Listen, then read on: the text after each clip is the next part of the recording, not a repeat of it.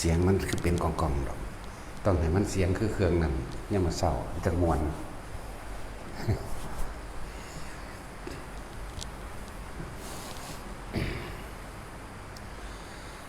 เดี๋ยวเสียงตลาดพวกทองนาคมันทองได้แล้วบ่หลวงพี่ปวกบ่ไปสอบคานนาคเนี่ยบ่แต่ละมาสมบ่เอาเขาไปทดสอบนั่นเลยว่าคานนาค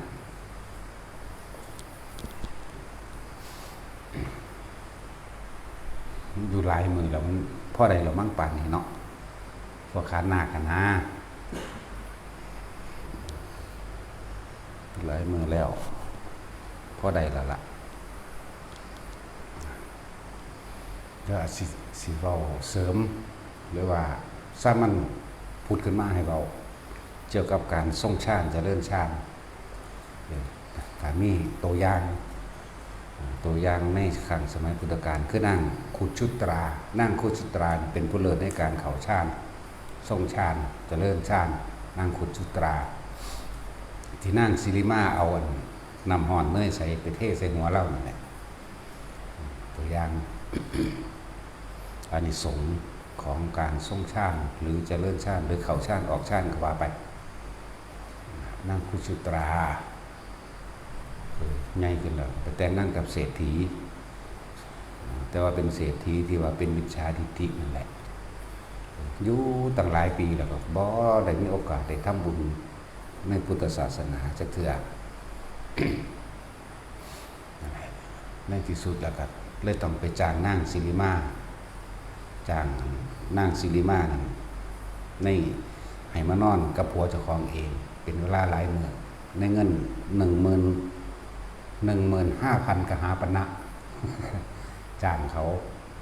เพื่อว่าสิขอโอกาสในการนิมนต์พระสงฆ์องค์เจ้ามีพระพุทธเจ้าเป็นประธานมาทำบุญเพราะว่าเล่านั้นบ่ได้ทำบุญมานานถูกกักขังโตไว้บ่ให้นะแล้วก็มีแต่พวกอาจิรกะพวกชี้เปลือยพวกเปื่อย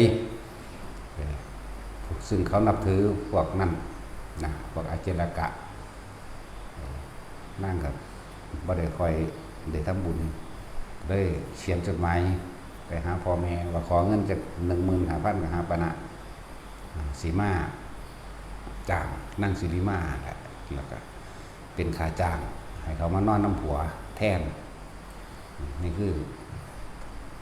ประวัติของนางขุดชุตราในสุดท้ายเราก็ตกลงกันได้เอาประมาณเดือนนึงจากนางศิริมาเนี่ยมาเป็นนอนน้ำผัวเจ้าของเองเดือนนึง แล้วก็ได้นิมนต์พระพุทธเจ้ามารับภัตตาหารเป็นอาทิตย์ละ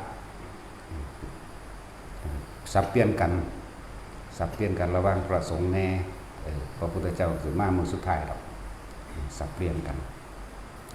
กับพระสงฆ์องค์เจ้าเสมอแต่ละมือแต่ละเว้นเล่าค่ะขมุกขมุมอยู่กับการเป่าไฟทำอาหารหน้าดำคำเครียด แต่ว่านั่งมีความสุขเลื่อนเลิศบนเทิงแต่ว่าทรงชาติตลอดเลย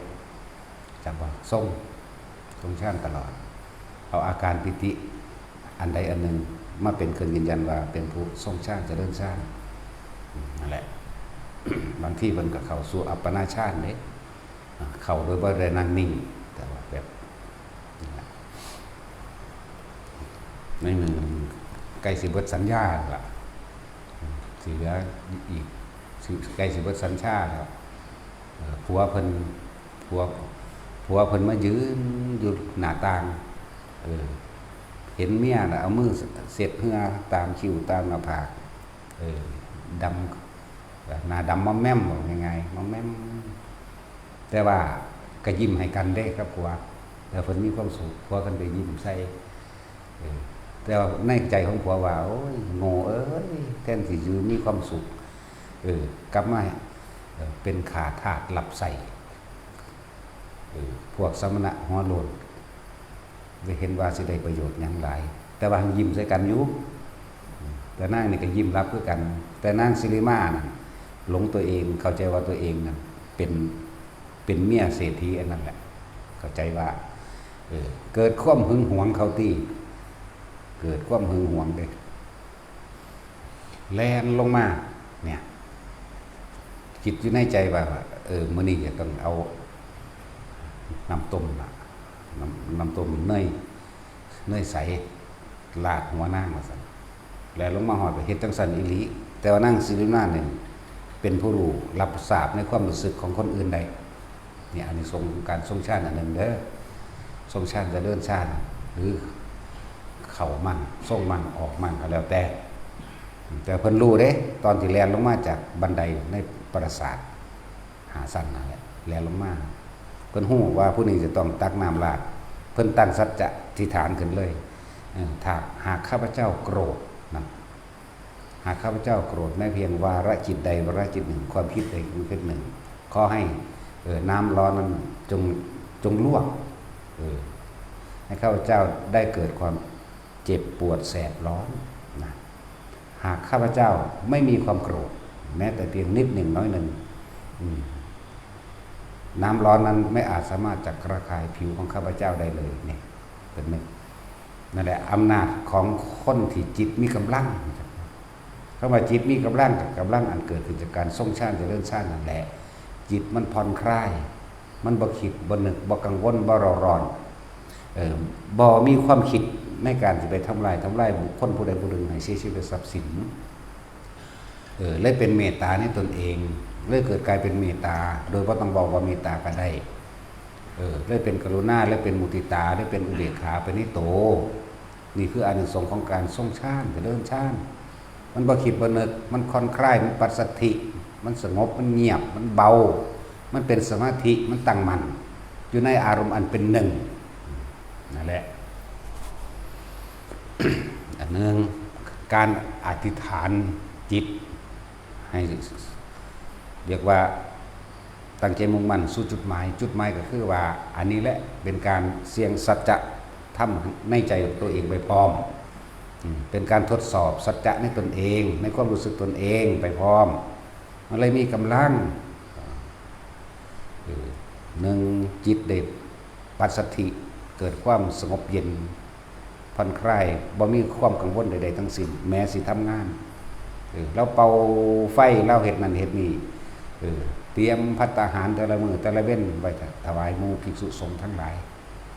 แล้วเฮ็ดขมุกขมุมแต่เรามีความสุขเด้แหละแต่ว่าในมือสุดท้ายนั่นแหละสุดท้ายที่ถึงเราก็เลยอธิษฐานจิตจึงบอกว่าคนทรงชาติเจริญชาติเมื่ออธิษฐานจิตนึกคิดนั่นเองอธิษฐานจิตก็เลยมันเป็นอย่างไรมันก็เป็นแบบนั้นแหละเป็นจริงนะแล้วนึกคิดโดยการทดสอบบารมีตนเองมั่งทดสอบสัจจะคือความจริงภายในของตนเองมั่งนางสิริมาหอดกับตักเอาน้ำห้อนเทลาดหัวเรา2 ขัน 3 ขันเขาเด้แต่นั้นบ่ได้มีความห่อนอีหยังเลยนั่นคือสัจจะบารมีคือความจริงภายในความรู้สึกของเราก็เป็นจริงน้ำห้อนจึงบ่อาจสามารถทำลายหรือละคายผิวของนางได้เลยเกิดความเย็นขึ้นในกายซะโดยซ้ำไปนั่งคุณสุตานี่กับบ่มีจิตอาฆาตแต่แม่นมีแต่ความเมตตานั่นแหละแล้วก็เลยเป็นผู้เลิศในทางเมตตานำในการทรงชาติเจริญชาติและเป็นจิตที่ประกอบไปด้วยเมตตาพระพุทธเจ้าตั้งเอตทัคคะให้เป็นผู้เอตทัคคะในทางเข้าฌานเจริญฌานจิตที่ประกอบไปด้วยเมตตาอยู่แล้วก็เข้าฌานเจริญฌานไปเลยนะทรงนั่นแหละรักษาไว้รักษาความรู้สึกที่เป็นกลางจึงบอกว่าคนวิสัยของคนได้ฌานมันจึงเห็นอีหยังแบบประหลาดกว่าหมู่ใดกว่าหมู่ที่เขาเอิ้นว่าอภินิหารมั่งหรือเฮ็ดอีหยังสิพลิกแพงเหนือธรรมชาติมั่งพูดถึงตัวอย่างของนางกุสุตาคนฟังขนาดน้ำร้อนยังบ่อาจสามารถระคายผิวได้เฮ็ดให้เกิดความร้อนได้นี่คือผิดธรรมชาติตามธรรมชาติน้ำก็ต้องร้อนแต่ว่านั่นคือสัจจะในตัวเองกับแมนสัจจะบารมีในตัวเองแล้วก็เป็นอานุภาพในการทรงชาติเจริญชาติกับแมนเป็นยังขึ้นเด่นแต่ละคน และอานิสงส์ของการทรงสร้างเจริญชาติของแต่ละคนคนบ่ค่อยเจ็บบ่ค่อยป่วยบ่ป่วยโรคใหญ่ๆนั่นแหมเป็นหวัดเป็นไอก็เป็นธรรมดาดอกอันนั้นซั่นเป็นโรคเป็นภัยอันที่เฮ็ดให้เสียชีวิตหรือที่หนักๆจังซี่นะมันบ่ค่อยเป็นดอกเพราะว่าตัวนี้มันเกิดเป็นบุญอันเกิดจากความสงบในการทำสมาธิหรือทรงการเจริญชาติจนเกิดสมาธิจิตตั้งมั่นบุญตัวนี้สิสกัดกั้นกรรมเก่าอกุศลกรรมเก่าไม่อาจสามารถทำอะไรเราได้ในขนาดนี้มันเลยว่าคอยเจ็บป่วยป่วยเว้าให้เข้าใจง่ายว่าเจ้ากรรมนายเวรแต่เกิดว่าถึงเวลาสิเอาขึ้นซึ่งกันและกันแต่ว่าเฮาคันมีบุญตัวนี้อันเกิดจากความสงบโดยการทรงสร้างเลยเปรียบเทียบกันว่าเป็นดุจดังทองคำเปรียบแบบโลกว่าเป็นดุจดังทองคำทองคำนี่เอาไปแลกเปลี่ยนซื้อขายหยังก็ได้ทั้งนั้นนั่นแหละเจ้ากรรมนายเวรสมมุติว่าในขณะที่เฮาทรงสร้างมาถึงเฮาปุ๊บโอ้กูเอาบุญดีกว่าเว้ยก็เลยเอาโหสิกรรมไปและจึงเฮ็ดให้ฐานะการเงินฐานะการงานตลอดทั้งการติดต่อการเงินการงานที่ใดก็ช่างเกิดความสมหวังในโภคทรัพย์สมหวังในโภคทรัพย์ พอจิตใจคนมันบ่ได้คิดกับวนกับว่ายในความอยากได้อยากเป็นความโลภมันเกิดบ่ได้เหลือตั้งแต่อันสิ่งที่ว่าสัมมาอาชีโวก็ว่าไปเป็นจิตใจมันได้พักผ่อนก็ว่าไปนั่นแหละโรคภัยไข้เจ็บก็บ่ค่อยเป็นแล้วสึกทำการชิ้นใดส่วนมากไปในทางที่สำเร็จแต่ก็ล่ะนั่นแหละเป็นในทางที่สำเร็จบัดนี้สิเว้าเรื่องนางคุจุตาต่อเมื่อเทน้ำใส่หน้าใส่หัวเราบ่แล้วน้ำห่อนบ่อาจสามารถระคายเครื่องผิวได้เลยเกิดกลายเป็นความชุ่มเย็นและบำรุงผิวไปเลยเฮ็ดให้ผิวพรรณเพิ่นพุดผ่องใสขึ้นเป็นที่น่าอัศจรรย์คนใส่ของนางคุจุตาลุ่มกระถือทำลายตีนั่งคิดได้บัดนี้อ้าวกูนี่ถือเขาจ้างมากกูเป็นแค่ว่านั่งบำเรอโสเภณีเองนี่หว่าได้คิดได้ก็ได้นางคุจุตานี่แล่นเข้าไปหามก่อนเด้เข้าไปกอดเขาไว้อย่าถึงนี่คือคนมีพระคุณนี่เป็นคนที่มีบุญคุณแก่ฉันจะทำลายเพื่อนของฉันใครทำลายคนนี้ดูดังว่าทำลายฉันเขาก็ได้เลิกเห็นบ่นี่เมตตากรุณามุทิตาความอุเบกขานำนั่นแหละก็เลยเลิกเขาก็เลยบ่กระทืบสิริมาก็ย่อมือขึ้นนั่งยองย่อมือขึ้นกราบลงที่ตีนของนางคุจุตาก็เลยว่าบอกว่าแม่หญิงหรือนายหญิงข้าพเจ้าได้หลงลืมสติไปบ่รู้ในฐานะแห่งตนขอแม่หญิงได้อภัยและโปรดอโหสิกรรมให้แก่ข้าพเจ้าด้วยเถิดนางคุจุตาจึงกล่าวว่าถ้ามารดาของเราอภัยให้ท่านเราก็จักอภัยให้ท่านเช่นกันก็ว่ามารดาบิดานะบิดาของเราเอิ้นมารดาคนเอิ้นว่าบิดาถ้าบิดาของเราอภัยให้ท่านเราก็จักอภัยให้ท่านเช่นกันหมายถึงพระพุทธเจ้าได้คำว่าบิดาหมายถึงพระพุทธเจ้าบ่แม่นเศรษฐีที่เป็นพ่อทั้งโลกนั่นแหละ เมื่อไม่มาพุทธเจ้าก็เสด็จมาก็ได้เป็นจังหวะได้โอกาสเข้าไปกราบทูลพุทธเจ้าเรื่องนั้นเรื่องนี้พุทธเจ้าโอ้ยมันก็อโหสิกรรมอยู่แล้วเนาะโทษนั้นไม่มีแก่เธอถ้าเธอคิดใหม่ก็ถ้าเธอคิดผิดก็จงคิดใหม่เสียเถิดทำนี้ไม่ทำร้ายใครนั่นแหละวันนี้ก็หันมาไหว้นั่งคุจุตรานั่งคุจุตราบิดาของเราได้ให้อภัยเธอแล้วเราก็ให้อภัยเธอเช่นกันกับบิดาแห่งเราจึงได้โอกาสเพิ่นเลยแสดงธรรมในการที่แสดงธรรมนั่งสิริมาเลยบรรลุโสดาบันแต่ว่านั่งคุจุตราในตำราบอกว่าบรรลุพระสกิทาคามีเป็นขั้นที่2ก็สิแม่นตัวคนที่บรรลุโสดาบันคุณธรรมของโสดาบันศีลบริสุทธิ์ไม่คิดทำลายเบียดเบียนใครให้ผู้ใดผู้หนึ่งชี้ทรัพย์สินตลอดทั้งคนละสัตว์นี่2ยอมรับความตายเป็นธรรมดาบ่มีความเครือบแคลงและสงสัยเรื่องของความตายแต่คนอื่นตายมีความเสียใจมากนิดหน่อยเราดึง จิตกลับขึ้นมาได้ท่านนั่นแหละ แล้วก็ไม่สงสัยเรื่องของกรรมหรือเชื่อธรรมเอาธรรมเป็นใหญ่เชื่อธรรมเชื่อกรรมเชื่อผลของกรรมบ่สงสัยลังเลในเรื่องของกรรมพร้อมแต่ทุกอย่างย่อมมีเหตุนั่นแหละนี่คือคุณธรรมของพระโสดาบันเด้อที่เพื่อเขาเจ้าแปลว่าถือถึงพระรัตนตรัยเป็นที่หนึ่งที่เขาเจ้าแปลมาในตำราว่าจังสั้นไม่สงสัยในคำสั่งสอนพระพุทธเจ้ากับแมนอยู่บ่ผิดพระพุทธเจ้าสอนความจริงให้เชื่อกรรมเชื่อผลของกรรมกับแมนหรือถึงว่าไม่สงสัยในธรรมเชื่อกรรมเชื่อผลของกรรมก็ได้บ่สงสัยในคำสอนพระเจ้าก็ถูกได้ทั้งนั้นนี่คุณธรรมพระโสดาบันศีลบริสุทธิ์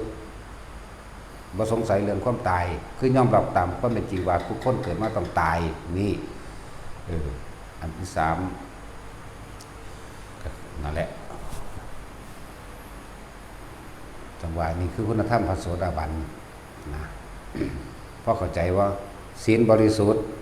เชื่อกรรมเชื่อผลของกรรมไม่สงสัยเรื่องแห่งธรรมสัตว์ทั้งหลายต้องมองเป็นไปตามกรรม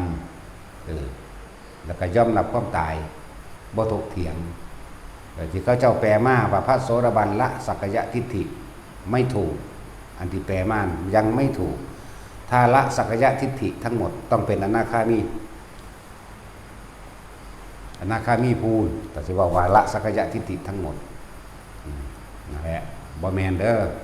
ก็ย่อมรับความตายนึกถึงความตายหรือย่อมรับความตายบ่หวั่นไหวกับความตายแค่นี้บ่แม่นละสักกายทิฏฐิถ้าละสักกายทิฏฐิโหมันอนาคามีจักบ่ล่ะรูปเวทนาสัญญาสังขารวิญญาณหุ่นมันต้องละอันประเภทนี้เหลือตัวเดียวนึง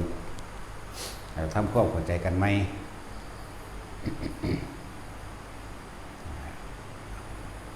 ที่เพิ่นฟังธรรมแล้วเพิ่นเรียกว่าเข้าถึงขั้นสกิทาคามีเนาะในตำราว่าสักกายทิฏฐิให้เปลี่ยนมาเป็นละสักกายทิฏฐินั่นคือว่ายอมรับความตายบ่มีเครือบแคลงสงสัยในความตายแล้วก็บ่หวั่นไหวกับความตายเรียกว่ายอมรับความตายนี่ศีลบริสุทธิ์บ่สงสัยเรื่องของกรรมเอาธรรมเป็นไงอันเดียวกันเรียกว่าเอาธรรมเป็นไงนี่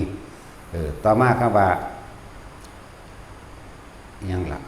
ลืมอีกล่ะเราจะเอาเรื่องตามด้านศูนย์คือรัวบัน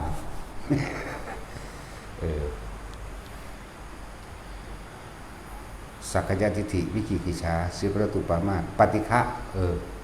ปฏิฆะก็คือว่าบ่อาฆาตนะบ่อาฆาตแค้นนี่ปฏิฆะความอาฆาตแค้นบ่มีแต่ว่าความโกรธยังมีอยู่วื้อขึ้นเข้าเดียวหรือหยุดลงบ่ปรุงแต่งต่อในความอาฆาตแค้นคมต่อมากะเรียกว่ากามราคะกามตัวนี้ก็คมไว้ได้แต่ว่าบ่ทันได้ขาดคุณธรรมของเพิ่นก็ได้ไปถึงขั้นสกิทาคามีว่าซั่นเขาเจ้าว่านี่แหละนี่คือคุณธรรมของนางขุดชุตราสักกายทิฏฐินี่เปลี่ยนใหม่บ่แม่นละทั้งเบิดเพียงแต่ว่ายอมรับความตายบ่หวั่นไหวต่อความตายศีลบริสุทธิ์เชื่อกรรมเชื่อผลของกรรมอย่าว่าบ่สงสัยคำสอนพระเจ้าก็บ่ผิดนะแล้วก็ปฏิฆะบ่มีความอาฆาตเลยอาฆาตสาปแช่งบ่มีกามมันนั่นแหละกามราคะคมใดคือบ่ค่อยมีอารมณ์มีอยู่บ่ทันได้ขาดถ้ามันขาดแล้วมันอนาคามีอยู่แล้วเรียกว่าคมใดได้เพิ่นทำอันนี้นี่คือพูดถึงว่าเพิ่นเป็นผู้เลิศพระพุทธเจ้าก็เลยบอกว่าเพิ่นเป็นผู้เลิศทางเข้าฌานออกฌานตลอดทั้งการทรงฌานเจริญฌานและจะเป็นการเจริญเมตตาพรหมวิหารเป็นในตนบหาต่างๆเมตตาแบบเฮาเว้าออกก็ได้แต่ว่ามันมีของมันเองในตัวของเองอยู่แล้วแล้วก็เป็นผู้บ่คอยมีโลภเป็นผู้มีอาพาธน้อย ในความหมายคนลักษณะนั้นอะไรล่ะเวลาอธิษฐานสิ่งใดตั้งใจมุ่งมั่นสู่จุดหมายในจุดใดจุดหนึ่งเพ่งอยู่ในอารมณ์ที่เป็นหนึ่งสำเร็จเหมือนกับการที่เพิ่นใส่สัจจะและอธิษฐานว่าถ้าเพิ่นโกรธแม้เพียงนิดหนึ่งน้อยหนึ่งขอให้น้ำมันจงได้ทำลายผิวพรรณของเพิ่นเองนั่นเองให้น้ำห้อนลวกได้อันนี้แต่ในอันนี้กับน้ำห้อนกับกลายเป็นเย็นได้นั่นแหละบัดนี้เฮานำมาใส่แบบนี้ได้บัดนี้อันนี้สิเรียกว่าปกิณกะพิเศษเด้อฟังดี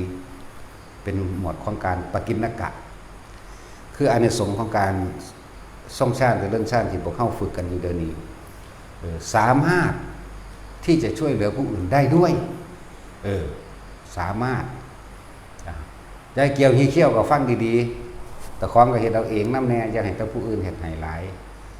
ตอนมันบ่เป็นอย่างเขี้ยวฟังอยู่บ่เดียวนี่ก็เลยขาเปื่อยอยู่เห็นบ่ล่ะตอนเพิ่นแข็งแรงอยู่ทันแลนบ่ขยันเนาะบาดป่วยสิตายแล้วจังคิดพ่อเห็นบ่นี่ให้ผู้นั้นซอยให้ผู้นี้ซอยหีเขี้ยวหลายเป็นสั่นแหละเนาะจะเกี่ยวหีเขี้ยวฟังอยู่บ่นอนอยู่โรงพยาบาลนั่นน่ะตัวเองทำเองมั่งตัวเองก็ทำเองเอาคำว่าทรงชาติต้องเอาอาการปิติมาเป็นเครื่องยืนยันเพื่อให้เกิดความมั่นใจในตนเองหรืออาการปิติยังที่ว่าที่เฮาแนะนำกันอยู่ว่า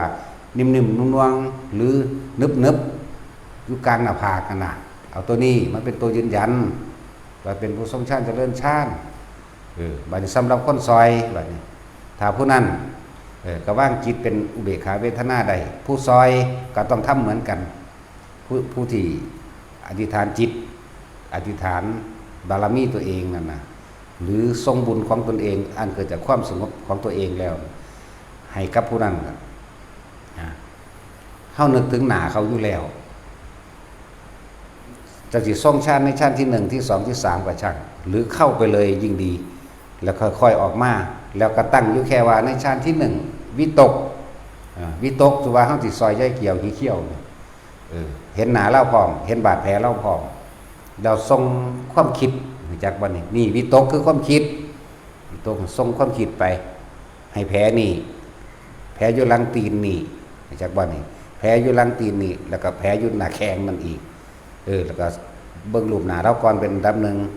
เห็นรูปหน้าเห็นแผลอยู่แข้งแล้วก็เห็นแผลอยู่หลังตีนความรู้สึกนิ่มนวลอยู่กลางหน้าผากก็ให้มีวิตกคือการคิดไปถึงวิจารณ์คือคิดถึงยุ่เรื่อยๆแล้วประคองเอาไว้บ่ให้คิดถึงสิ่งอื่นนี่ส่งไปนั่นแหละส่วนผู้หลับก็ต้องเปิดเครื่องรับมันเป็นเปิดเครื่องรับก็คือของกับส่งเป็นคือกัน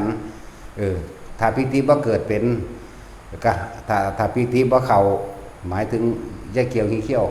เว้าตามจริงมันหลดก็ให้อยู่กับลมหายใจเย็นๆอยู่ในโพรงจมูกนั่นจักว่าล่ะเดี๋ยวผู้ทรงนี่ก็นึกไปนึกทรงไป นึกทรง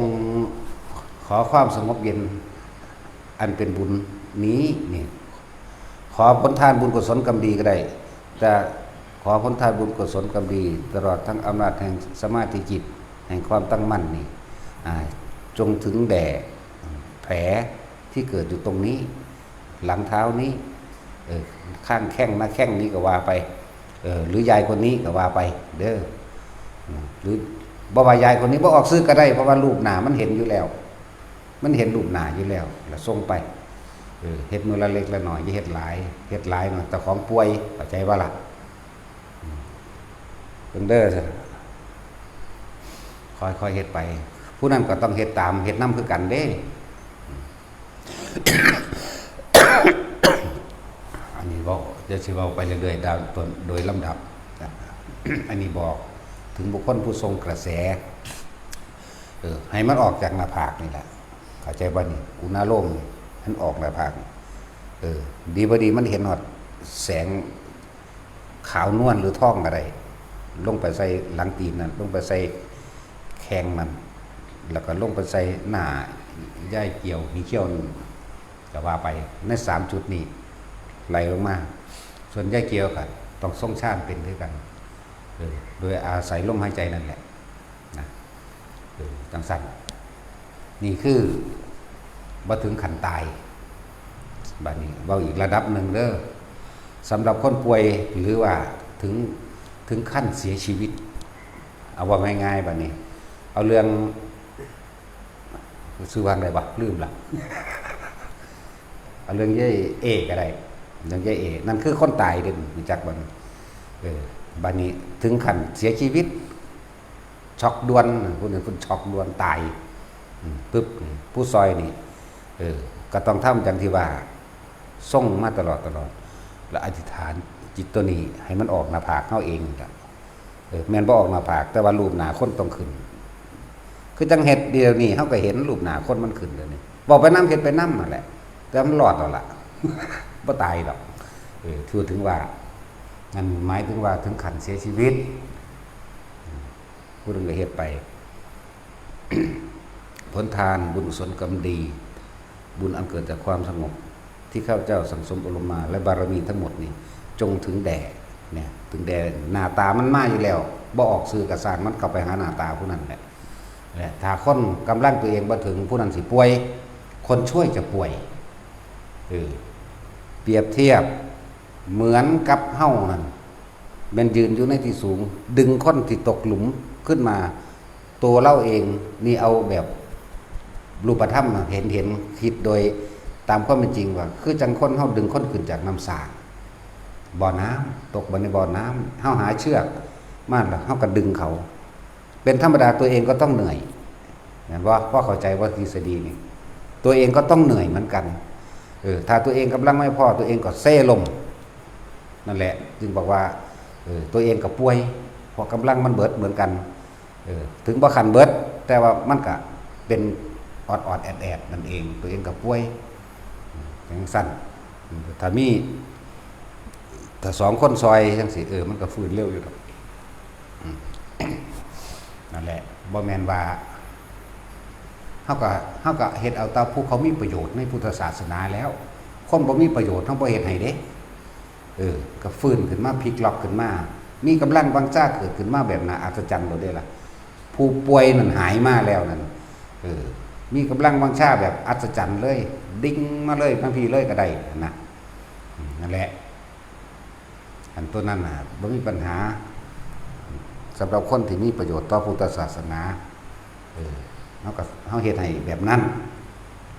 สำหรับผู้ที่กำลังบ่พอมันก็ไอเขาก็แคกปวดหัวมอเก่าเวียนๆยังก็ว่าไปแต่ว่าจะไปโอดโอยจะไปเอาเสาะกับมันอาการป่วยมื้อนี้เกิดมาป่วยอยู่แล้วแหมไปเงินหาแมงภาษาป่วยซื่อๆเนาะต้องยอมรับตัวเฮาบ่ได้ว่าศูนย์ให้มันเด้ไอจังซี่หรือว่าจริงๆบ่ได้เก็บบ่ได้ปวดหยังดอกมันขี้มูกย่อยอยู่ซื่อที่เป็นมานานๆเพราะว่ามันเฮ็ดหลายคน ให้ไปหลายคน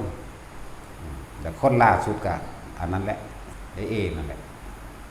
ฟื้นปุ๊บแล้วก็มีความอัศจรรย์อีบูดก็เฮ็ดแต่กำลังมันบ่ถึงเพราะว่าอารมณ์มันแปรปรวนพวกนี้หรือว่ามันท่านเศร้าเป็นมึนบ่แล้วมีอยู่ก็บ่ฮู้จักล่ะขนาดเฒ่าบาดนี้ล่ะแต่บ่เป็นหยังดอกงามคือเก่าล่ะ อารมณ์แปรปรวนขนาดน้องก็บ่ยิ้มได้อีหานี่ เข้าชาติแล้วพวกนั่นแหละมันเป็นจังซั่นก็ป่วยเป็นธรรมดาก็เจ็บกำลังมันตกบอกยังไงกำลังมันตก เหมือนกันกับเฮามีเงิน100ถ้าเขายืมไป10 บาทหรือ20 บาทเงินเฮาก็ต้องลอยหลอลงบ่เต็มเข้าใจบ่ล่ะกำลังคนก็เหมือนกันคือจังเฮาดึงใส่เสือกดึงคนจากน้ำจากบ่อเฮาก็ต้องเมื่อยเป็นธรรมดาก็เซตลาเป็นธรรมดานี่คือเปรียบเทียบจึงบอกว่าอานิสงส์ของการทรงชาติเจริญชาติมีมากเฮ็ดได้หลายอย่างอยู่อุทิศบุญจังสิคำว่าอุทิศบุญก็อาศัยจิตตั้งมั่นขึ้นมาดีแล้วนี่ก็ออกจากหน้าผากไปเลยก็ได้และ สามารถเฮ็ดได้นะเพียงแต่เฮานึกถึงหน้าตาเขาแม้คนบ่เคยเห็นกันคือจังเขาถ่ายรูปมาให้จังซี่ ถ้าบ่มีประโยชน์ต่อศาสนาบ่มาซ่าเด้ว่าคนมันมีประโยชน์ตายซ่าแล้วเด้แต่ว่าบ่ค่อยเว้าปานใด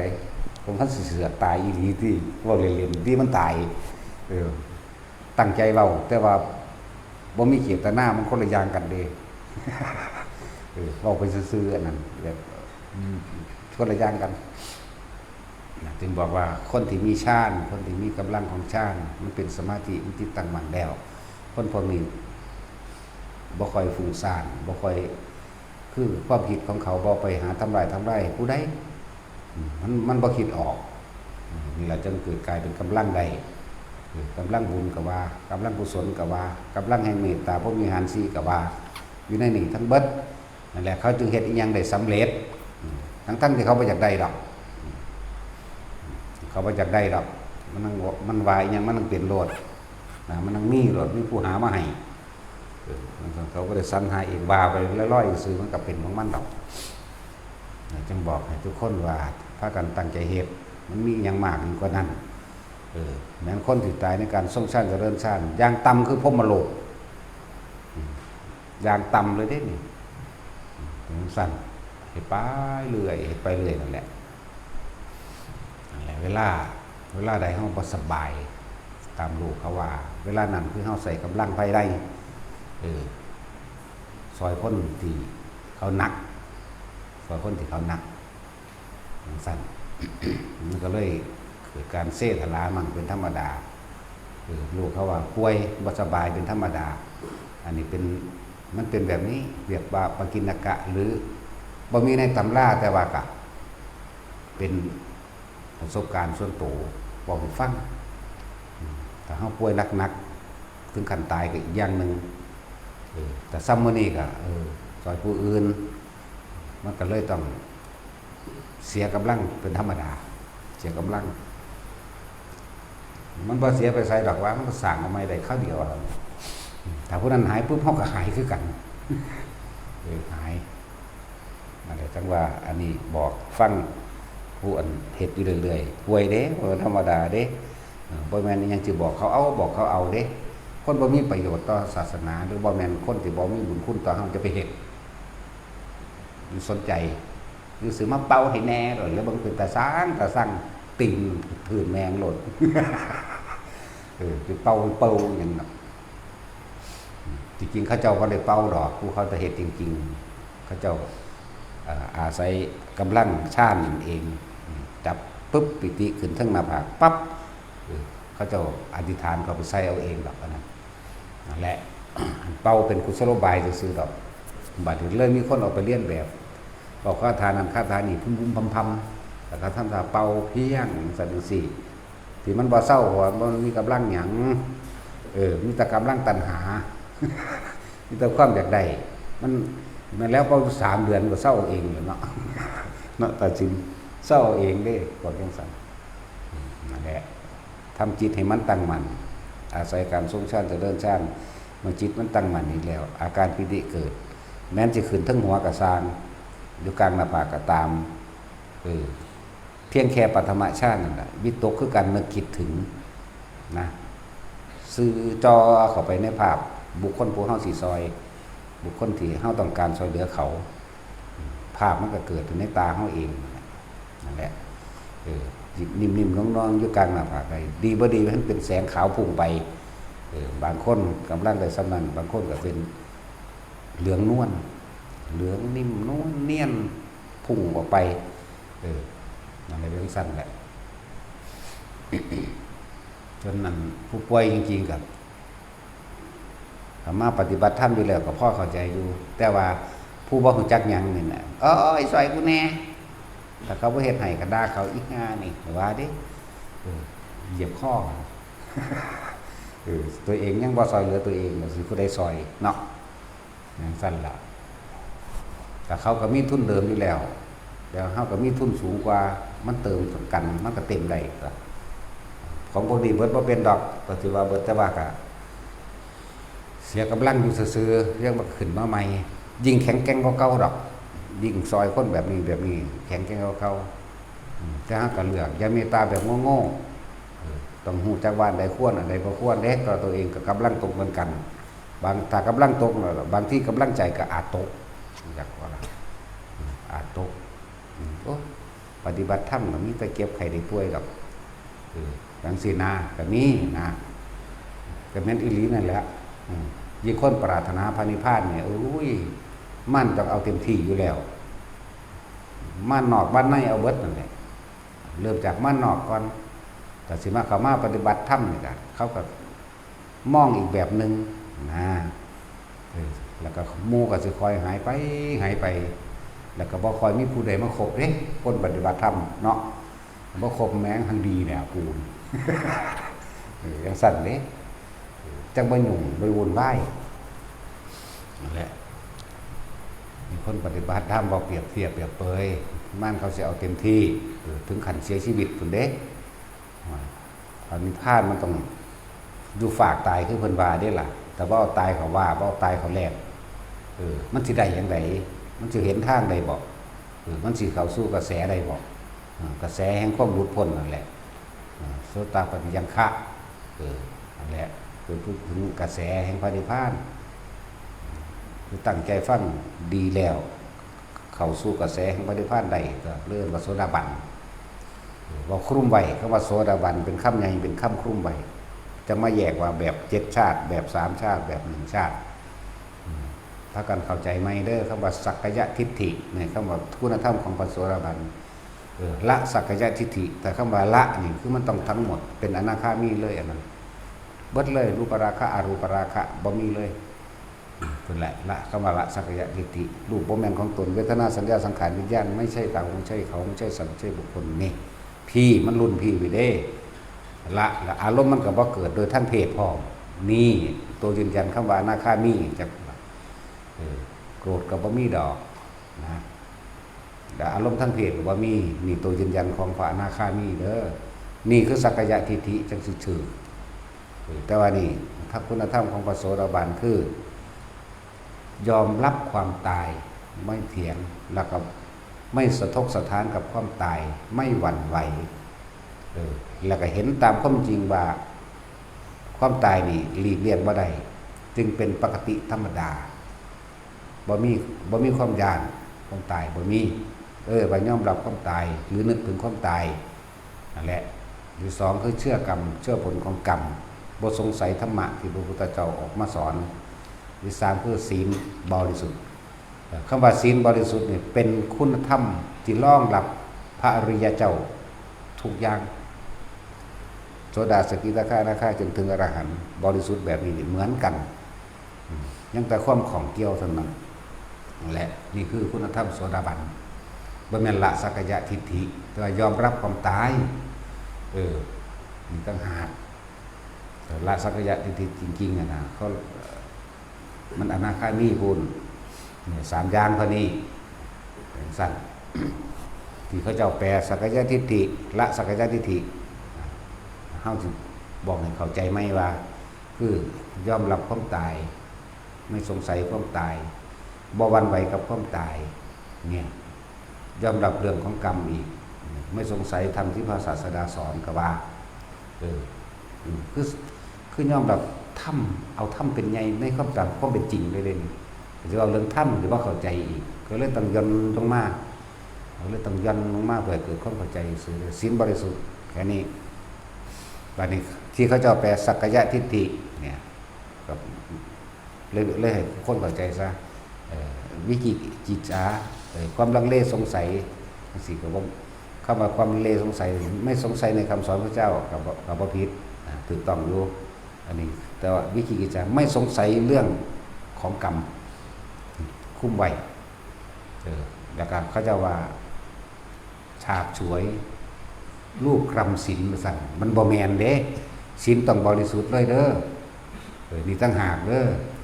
แต่เป็นธรรมดาละศีลต้องบริสุทธิ์ตั้งหากนี่ตั้งหากเด้อเมื่อพูดถึงอานิสงส์ของการทรงฌานเจริญฌานจิตมันตั้งมั่นดีแล้วมันก็มีกำลังเมื่อมันมีกำลังแล้วสติเฮาก็ไวขึ้นหมายถึงนึกถึงลมหายใจมันหรือสิอุณโลมก็แล้วแต่มันมีกำลังแล้วมันก็สามารถเห็นอนิจจังเห็นทุกข์เห็นอนัตตา เกิดเห็นความเกิดดับของจิตเร็วขึ้นเร็วขึ้นเร็วขึ้นจนขึ้นว่าหยุดมันได้จากบ่ล่ะนั่นแหละแบบนั้นว่าทุกคนมันเป็นยังขึ้นเน้นย้ำตัวนี้แหละมันก็เหมาะสมกับทุกคนก็เป็นของที่ทำได้ง่ายเป็นของเฮ็ดง่ายเพราะว่าบ่มีผู้ใดบังคับบ่มีผู้ใดต้องการให้ผู้ใดบังคับไผตัวเองต้องบังคับตัวเองแล้วก็มันสามารถที่สิสัมผัสรู้สึกได้ตามที่เพิ่นบอกนี่แหละแต่ผู้ใดฝึกเป็นแล้วก็รู้จักตัวลมเย็นเข้าออกบ่คิดถึงสิ่งใดเลยอาการปิติเกิดเมื่ออาการปิติเกิดแล้วก็มันก็สุขเอกคตาตัวบัดนี้ความรู้สึกของเฮาก็รับความรู้สึกได้บัดนี้เอาลมเย็นเข้าในลมหายใจ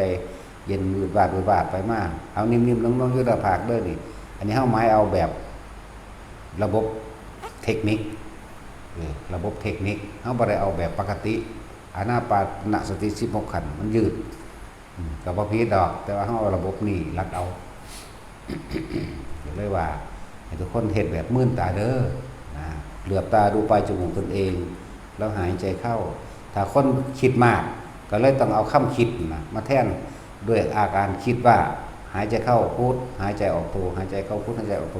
แต่ว่าลืมตาดูปลายจมูกตัวเองก้มจักน้อยเพื่อบ่ให้ข้อมันตึงมันเก็บมันแต่นานหน้ามันสิบ่สบายตาเพื่อให้ตาสบายแบบสบายก้มลงเบิ่งปลายจมูกตัวเองแล้วหายใจเข้าพุทหายใจออกโทเข้าพุทออกโทเข้าพุทออกโท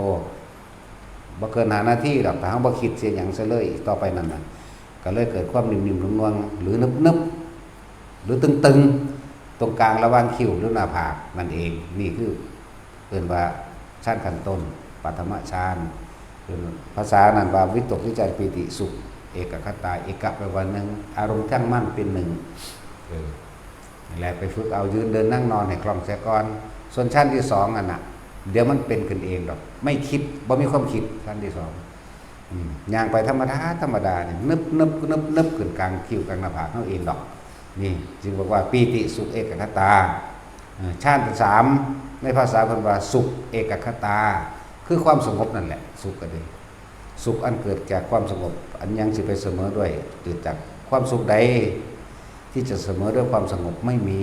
ก็เรียกว่าสุขเอกคตาในความรู้สึกของเฮาโล่งโปร่งโล่งเบาๆก็เรียกว่าจิตก็เบากายก็เบาซึ้งลึงก็ว่า มันเกิดจากคำที่เทียบเด้เอาความรู้สึกมาเป็นภาษานี่มันไม่ธรรมดาเด้บางที่ก็คล้ายกับจำยังบ่ได้นั่นแหละตัวที่3ตัวที่4มันเป็นสักวันก็เว้าอยู่ดอกว่าเว้าเรื่อยๆอยู่ดอกตัดความรู้สึกทางนอกนี่ความรู้สึกทางกายตาหูจมูกลิ้นและสัมผัสทางกายบ่มีพุ่นไปรู้อยู่หม้องนึงว่างๆมีสติรู้อยู่กับความว่างนะประมาณบ่ได้ท่านที่4คือมันเข้าแต่ว่านี่เฮาเอาทรงนอกนั้นให้มันเป็นเราเองแล้วเพิ่นถึงว่าคนมีฌานทรงฌานนะเป็นคือจะไปหาคิดหาเหตุผลกับเขาเถาะเพิ่นเรียกว่าอาจินไตยมีอยู่4อย่าง1โพธิวิสัยของพระโพธิสัตว์พระพุทธเจ้าฌานวิสัยบุคคลผู้ทรงฌานมีฌานเฮ็ดอีหยังได้แปลกๆจังซั่นโลกกินดาคือเรื่องของโลกกำเนิดโลกแล้วก็เรื่องของกรรมถ้าเฮาสิไปเอามาตรฐานอันใดอันหนึ่งคำว่าเป็นมันยากคืออย่างเรื่องของกรรมมันเป็นเรื่องที่สลับซับซ้อนคืออย่างจิตดวงแรกเกิดขึ้นอย่างไรจังซี่จะไปหาอยู่ไสล่ะหาอยู่หม้องใดมันก็สูญบ่เป็นของมันเป็นวงกลมของมันเป็นวัฏฏะของมันเวียนไปหมุนมาถือว่าหาที่สุดหาต้นบ่ได้หาปลายบ่มีหรอกก็เลยว่าอดีตบ่ควรคิดอนาคตมันก็มาพันถึงนั่นแหละเพิ่นจึงให้เฮาเอาอยู่ในปัจจุบัน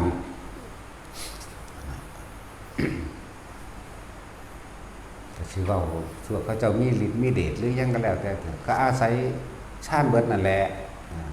อาศัยฌานเบิดนั่นแหละจะให้การเพ่งอยู่ในความรู้สึกที่เป็นหนึ่งสะก่อนมันก็ค่อยเป็นไปนั่นแหละแม่นมีหรือบ่มีก็ช่างมันเถอะก็ต้องมีคือเก่า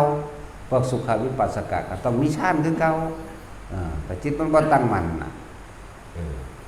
เป็นสมาธินั่นน่ะมันจะเอาหยังไม่เห็นความเกิดดับในความคิดของเจ้าของเองก็มีคือเก่าหรือว่าสมถะหรือวิปัสสนาก็เกิดต้องตีคู่กันไปการทรงฌานเจริญฌานตัวนี้เลื่อนว่าสมถะกับวิปัสสนาตีคู่กันไปบ่มีอะไรยิ่งอะไรย้อนมันจึงจะเป็นไปถ้าได้ยิ่งเกินไป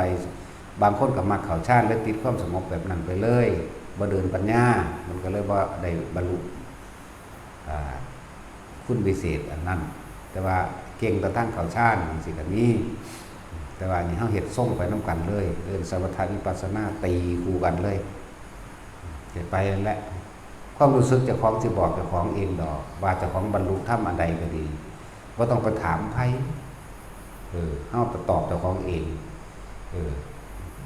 เมื่อรู้ว่าสิ้นแล้วก็รู้ว่าสิ้นแล้วตัวเอาผู้ใดมายืนยันใหม่นั่นแหละเอาตัวเองนั่นแหละยืนยันเอาอารมณ์นั่นแหละความรู้สึกสิพอใจกับบ่พอใจนั่นแหละมาเป็นเครื่องตรวจสอบตัวเองเด้อแต่ความพอใจยังมีอยู่กับความบ่พอใจก็มีคือเก่านั่นแหละถึงว่าเอาตัวนี้เป็นเครื่องยืนยันตัวของเองอย่างคุณธรรมของโสดาบันจังซี่ก็บอกไว้แล้วยอมรับในความตายคือเป็นว่าคิดถึงความตายเป็นปกติทุกมื้อนั่นแหละเนาะว่ายอมรับความตายนี่เฮ็ดจังได๋ก็หนีบ่พ้นตายแน่คนเฮาก็เกิดมาแค่หากินซ้ำตายกล้าก็ตายกลัวก็ตายทั้งไม่กล้าทั้งไม่กลัวก็ต้องตายคือมันยอมรับมันเป็นปกติของมันยอมรับบ่คิดสิหลีกสิหนีแล้วก็บ่หวั่นไหวในความตายแต่ตายก็คือยอมรับว่าสิตายเลยตั้งใจตายเลยแล้ว แล้วก็บ่สงสัยเรื่องของกรรมบ่สงสัยคำสอนพระพุทธเจ้าว่าเอาธรรมเป็นไงเป็นผู้ถึงธรรมตามความเป็นจริงแล้วนะศีลบริสุทธิ์นี่แหละสัมมาสีโรโหตุปรามาสเป็นผู้ไม่มีความประมาทแล้วในเรื่องของศีลหมดความประมาทแล้วเป็นผู้มีศีลที่ตั้งมั่นเป็นยังละเป็นผู้ศีลบริสุทธิ์นั่นแหละถ้าสิเว้าสมาทานแต่ละยังละเจตนาแต่วิรัตสมุเฉทแต่วิรัตเป็นสมุเฉทศีลแบบเป็นปกตินี่คือธรรมโสดาบันสกิทาคามีก็คือเป็นผู้บ่มีความอาฆาตปฏิฆะบ่มีความอาฆาตถึงสิมีความโกรธอยู่ก็จบเร็วแต่ว่าบ่อาฆาตบ่สาปแช่งนะกามราคะนี่ก็ข่มได้ซื่อๆบ่แม่นขาดถ้าว่ายับขึ้นไปอีกบัดนี้รูปราคะบ่มีความยินดีพอใจในรูปอรูปราคะบ่มีความยินดีพอใจในอารมณ์เนี่ยก็จังเป็นธรรมของพระอนาคามีนั่นแหละสกิทาคามีว่าไปแล้วอนาคามีว่าไปแล้วอรหันต์บ่มีอารมณ์ความรู้สึกในความพอใจและบ่พอใจอีหยังคือบ่มีความยินดีในโลกนี้อีกแล้วเห็นโลกเป็นสุญญตาอยู่ในวิโมกข์ทั้ง4นั่นแหละจิตตวิโมกข์มั่งวิโมกข์มั่งล่ะอนิมิตตวิโมกข์มั่งล่ะแล้วแต่นั่นแหละคือว่างอยู่กับความว่างสิเว้าไปตามโลกทำท่าศูนย์ซื่อๆดอกแต่ว่าว่าจังซั่นมันก็บ่เลิกนะเหมือนกันนั่นแหละกับพวกเฮาถูกรังแกเป็นทางเฮาก็บ่ตอบตัวเลยทันทีเพราะเรารู้เราผ่านอะไรมามากต่อมากเรารู้ว่าอะไรควรหรือไม่ควรเฮาก็ให้อภัยมาตลอดนั่นแหละอย่างสั้นแต่ว่าอีกฝ่ายหนึ่งไม่ยอมเลิกลาเฮาก็จำเป็นต้องปกป้องตนเองเป็นธรรมดาและความว่าปกป้องตนเองบ่แม่นแต่เฮาเด้มันเยอะๆในหลายๆคนนั่นเฮ็ดเพื่อผู้อื่นว่าทุกๆหลายๆคนยังมีความหวังหรือว่าเป็นอยากเป็นที่พึ่งอยู่เฉพาะเฮานั่นโอ้โหบ่เฮ็ดหยังก็ได้บ่แม่นหนีเขาแต่ว่าปกป้องเขาด้วยการหนีก็ได้บ่อยากให้เขาบาปเฮาก็หนีไปแล้วก็เอาไปนี่ที่จริงไม่ใช่กลัวไม่ใช่กล้าพร้อมนั่นแหละแต่ว่านี่ก็เป็นธรรมดาปกป้องไว้เพราะเป็นสถานที่รองรับคนตกทุกข์ได้ยากคนเดินทางไกลคนไฟถ้ำก็ว่าจึงต้องปกป้องตนเองถ้าบ่ใส่วางสิก็บ่เข้าใจหรอกจังหวะเว้าเรื่องอานิสงส์ของการทรงฌานเจริญฌานน่ะเด้อเนี่ยการซอยเหลือคนป่วยคนเจ็บ หรืออุบัติเหตุต่างๆบางอย่างเขาก็รู้อยู่แต่ว่าเว้าบ่ได้ถ้าเว้าไปถ้าเว้าออกไปจังซี่เขาก็บ่เชื่อนะถ้าเฮารู้ไว้แล้วปุ๊บเฮาก็หาวิธีอันอื่นซอยเอาตัวเพราะคนผู้นี้สิมีประโยชน์ต่อศาสนาจังซี่ก็ให้ความรู้สึกเฮามันเห็นปุ๊บถ้าบอกมันก็บ่เชื่อกูดอกมันก็ไปคือเก่าก็อาศัยกำลังบารมีแห่งตนครอบคุมมันไว้ทุนมันเองมันก็มีอยู่แล้วครอบคุมมันไว้อธิษฐานจิตสัมผัสลงไปทุ่มชื่อเรียกว่าสามารถทำหุ่มโครค้นไว้ได้1 ว่าจังซี่ก็เฮ็ดไปนั่นแหละเวลามันเกิดอุบัติเหตุร้ายแรงถึงขั้นเสียชีวิตหรือพิการมันก็บ่เป็นหยังนิดหน่อยบาดเจ็บนิดหน่อยส่วนเสียทรัพย์สินก็เป็นธรรมดากับมันเสียไปนั่นเลยเนาะก็ตั้งหากหรือคนที่อยู่ทางอื่นทางไกลแม้กระทั่งขึ้นเครื่องบินอยู่ก็สร้างอะไรจังว่าหลายๆอย่าง อาจจะเป็นปากิณกะธรรมเด้อแต่ว่าบอกให้ฟังคือบางคนอยู่ทั้งเครื่องบินเกิดเสียหลักยังก็แล้วแต่ในคนพวกนั้นนึกถึงครูบาอาจารย์องค์ใดองค์หนึ่งที่เจ้าของเขาลดนับถือจักว่าล่ะนึกถึงหน้าเพิ่นโลดใส่คำว่าหลวงพ่อช่วยด้วยคือเขาเป็นมานั่นแหละก็ได้หลวงพ่อช่วยลูกด้วยปึ๊บหน้าเพิ่นก็ขึ้นมาหน้าเพิ่นขึ้นมาแสดงว่าจิตเฮาตั้งมั่นเป็นปฐมฌานแล้วใจบ่ก็เลยเป็นฌานเจ้าของรักษาเจ้าของนั่นแหละแต่ก็อาศัยซื้อด้วยการนึกถึงเพิ่นแต่ก็บ่แน่เพิ่นอัดคลุ้มอยู่ในหันก็ได้จักว่าล่ะคลุ้มอยู่ในหันพอเพราะว่ามันซื้อกันได้อยู่แล้วล่ะเฮาก็มีเขาก็มีมันจังซื้อกันได้ถ้าเขาบ่มีหยังเลยซื่อๆคือแค่ว่าเอาอันปกป้องกับความแค่นั้นแต่ว่าแต่ละมื้อบ่นึกถึงแหมมันก็บ่อาจสามารถเพราะต่อของบ่มีทุนบ่มีความเคารพจักว่าคือกันแหละกับคนว่าเขาสาหรือว่าเรียนอันนั้นดีเรียนอันนี้แต่ว่าไปซื้อว่าแขนไว้ซื่อๆแต่ว่าตัวเองกันบ่ฝึกบ่ปฏิบัติตามคำตามที่เพิ่นสอนจังซี่นะคือยังเรียนหลวงปู่คูณจังซี่กูบ่ได้เอาไปขังกูบ่ได้เอาไปป้องกันปืนกูบ่ได้ให้พวกสู้ประมาทสู้ก็ได้หลวงพ่ออันนี้มาแล้วเวลาสู้สิกินเหล้าสู้ก็นึกถึงกูมั่งคือหลวงปู่คูณเพิ่นว่าเห็นบ่ยกเราคว่ำหัวกูเพิ่นก็ว่าไปบ่ล่ะแน่แต่จังซั่นล่ะมันบ่มีทุน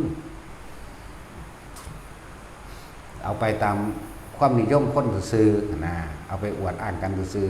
ๆลักษณะนั้นเพิ่นว่าให้มีศีลมีธรรมเด้อเวลาจะทำอะไรผิดนี่นึกถึงกูคือหลวงปู่คูณเพิ่นว่านึกถึงคำสอนพี่เด้บ่แม่นนึกถึงว่าป้องกันอันอื่นเด้แล้วก็นึกถึงพวกปฏิบัติธรรมก็นึกถึงซุมื้ออยู่แล้วล่ะหรือว่าศรัทธามันก็เกิดตั้งมั่นอยู่แล้วศรัทธาเขาเลยมีกำลังทางสัตว์บ่แม่นแบบศรัทธามีกำลังดีแล้วมันก็ปัญญามันก็มีกำลังไปนำกันวิริยะคือความเพียรมันก็มีกำลังไปนำกันนั่นแหละบางคนก็เป็นสันอีหลีแต่ว่าเขาก็เคารพนับถือจริงๆอยู่แล้วเขานึกถึงซุมื้ออยู่แล้วเขาก็ฟังธรรมมั่งบ่ฟังธรรมมั่งก็ยังดีอยู่ในส่วนหนึ่งอยู่นั่นแหละฟังมั่งบ่ฟังมั่งก็ระลึกถึงไปบอกว่าทรงชาติเจริญชาติเด้อคือว่าเวลาเกิดเหตุการณ์ขับขันนั่นแหละก็สิฮู้คุณเห็นผลตอนนั้นแหละบ่แม่นว่าอยากให้มันเกิดเวลาเกิดเหตุการณ์ขับขันถึงการเสียชีวิตหรือพิการจังซี่สามารถช่วยได้แต่ของก็ต้องมีทุนนำตัวดูซื่อๆเพิ่นไปซอยเพราะซอยได้สาวว่ามีประโยชน์บ่ตามนี้แหละแต่คนที่มีประโยชน์หรือมีบุญคุณต่อกันจังซี่ซอยรถเกิดอุบัติเหตุมันนึกยังบ่ออกนึกถึงตาหลวงพ่อช่วยด้วยก็ได้จิตมันตั้งมั่นของมันเองเป็นปฐมฌานได้แล้วถ้านึกยังบ่ออกอีกกั้นลมหายใจโหลดมันว่างเองแบบในตอนมันก็เป็นของมันเองคือเก่าสูดลมหายใจก็โหลดกั้นไว้จังสิก็ได้อะไรจังว่าโอ้ยหลายอย่างอยู่อะไรจังว่าวิสัยของผู้ได้ฌานเฮ็ดยังได้แปลกๆรอดก็รอดแบบปาฏิหาริย์ ก็เลยย่อมความดีของเจ้ากับคำว่าปาฏิหาริย์แท้ที่จริงก็เจ้าของนั่นแหละเฮ็ดเอาเองบ่แม่นเหรียญองค์นั้นเหรียญองค์นี้แล้วก็บ่แม่นหลวงพ่อองค์นั้นองค์นี้ก็เจ้าของนั่นแหละใช่บ่ล่ะเนี่ยจังว่าแต่ละคนฝึกไปเรื่อยตัวอีกอย่างอานิสงส์บาดสิตายมามันก็ส่งฮอดพรหมโลกพุ่นเด้มันบ่ได้แม่นว่าสิเฮ็ดเอาแค่นี้เด้ยิ่งประเภทว่าได้ยินได้ฟังธรรมอยู่แล้วสามารถต่อข้างบนได้อีกเด้เวลาใดก็ซั่นที่เฮาสวดมนต์สาธยายธรรมของพระพุทธเจ้าเหมือนกับการเฮานี่แสดงธรรมแทนพระพุทธเจ้าเด้เทวดาบ่ว่าสิสั้นใดก็สร้างจำน้อมสวดลงมาที่จะฟังหรือมารวมเลยล่ะจักบ่ล่ะบางองค์บางยังให้ไว้ก็มีเด้เทวดาก็ให้เด้มันซาบซึ้งในรสพระธรรมจักว่าล่ะแล้วมันซาบซึ้งเกิดความปลื้มปิติไปเราเปรียบเทียบถึงสั่นแหละให้แบบนั้นบ่แม่นให้เสียใจบ่ลงนรกดอกแบบมันซาบซึ้งเปลือมันแต่คนไม่เห็นเฮาซื่อๆก็ยังให้ได้มั้ยเนาะเห็นซื่อๆก็ให้สะอึกสะอื้นก็มีแล้วก็อธิบายบ่ถูกพร้อมแบบนั้นแหละเป็นปิติไปเลยนั่นน่ะเขาก็เป็นปิติแบบนั้นให้ของเขาคือปิตินั่นเองนั่นแหละว่าแต่ละวัดเด้อพวกเราพากันสวดมนต์แน่คำว่าสวดมนต์น่ะมันเป็นการแสดงคำสอนของพระพุทธเจ้าเป็นกระบอกเสียงของพระพุทธเจ้าอานิสงส์ก็ได้แก่ตนเองบ่แม่นไปเที่ยวหาขอนั่นขอนี้จากผู้นั้นจากผู้นี้ทุกคนเฮ็ดได้เสมอกันอยู่แล้วคนเหมือนกันเป็นหยังเฮ็ดบ่ได้แล้วบ่แม่นสิสร้างนั่นสิสร้างนี่แล่นเที่ยวหาขอหาแพแล้วจังซั่นก็มันมาเองดอกถ้าแต่ของมีแล้วจักว่ากำลังคิดกำลังทำแต่ของมีแล้วกำลังแห่งกำลังฌานกำลังศีลกำลังสมาธิมันมีแล้วมันก็สิมาเอาเองดอกว่าเฮามันแค่นึกอย่างเฮ็ดมันก็เป็นของมันเองดอกพากันไหว้พระสวดมนต์แน่หมู่ภิกษุสงฆ์ทั้งหลายบทใดก็สั่งเธอล้วนแล้วแต่น้อมไปสู่การระลึกนึกถึงบุญคุณพระพุทธเจ้าเมื่อระลึกนึกถึงบุญคุณเจ้าน้อมเข้าไปสู่ความจริงคือสิ่งที่พระพุทธเจ้านำมาสอนหมู่เทวดาอินทร์พรหมทั้งหลายก็ฟังทั้งเบิดนั่นแหละพระเจ้าบ่ฮู้บ่ว่าพระอินทร์เขาไหว้ไผพระอินทร์กับลูกน้องบริวารพระเจ้าไหว้ไผรักษาไผบุคคลมีศีลธรรมคนทำประโยชน์เพื่อโลกเลี้ยงมารดาบิดาด้วยแล้วก็เลี้ยงครอบครัวโดยสุจริตเพราะว่าผัวว่าเมียนี่เวลาเขาจะออกตรวจนี่คนที่สวดมนต์สาธยายอยู่หม้องใดก็สร้างปึ้งมาโหลดเขาจะมาดอกเขาแยกภาคมาดอกทางนี้มาดอกแหละอานิสงส์มันต่างหลายสวดมนต์ก็ดีบ่แม่นว่าบ่ได้หยังเด้คนบ่มีตาก็ว่าบ่ได้หยังแล้วเนาะคนมีตามันก็ฮู้อยู่ดอกว่ามันมีหยังได้หยังมากกว่านั้นอีกคำว่าสวดมนต์พุทธเจ้าก็อาศัยแสดงธรรมพุทธเจ้าแสดงธรรมบัดนี้เพิ่นตายแล้วเพิ่นบ่ได้มาแสดงแล้วพวกเฮาเลยเอาธรรมที่เพิ่นแสดงนั่นน่ะมาสาธยายต่อจากบ่ล่ะมาสาธยายมาบอกต่ออย่างสั้นอะไรเพิ่นบอกว่าพากันสวดมนต์แน่พากันภาวนาเดินจงกรมแน่ทำสมาธิแน่คิดตั้งมั่นแน่แต่บุญมันเกิดขึ้นแบบนี้คือความสงบใต้ตัวเองเกิดความสงบได้แล้วมันก็ได้เห็นอย่างหลายๆอย่างนั่นแหละเห็นตามความเป็นจริงเห็นอนิจจังเห็นทุกข์เห็นอนัตตาเห็นสัตว์โลกเป็นไปตามกรรมเห็นหอดกรรมของผู้อื่นล่ะโอ้มันเห็นแบบนี้มันเลยไปแบบนี้ล่ะมันตกนรกแบบนี้มันเป็นเปรตแบบนี้พวกนี้ถือกันมรรคผลนิพพานเพราะว่าทำอนันตริกรรมแบบนี้หรือพวกนี้โอ้ไปดูถูกพระ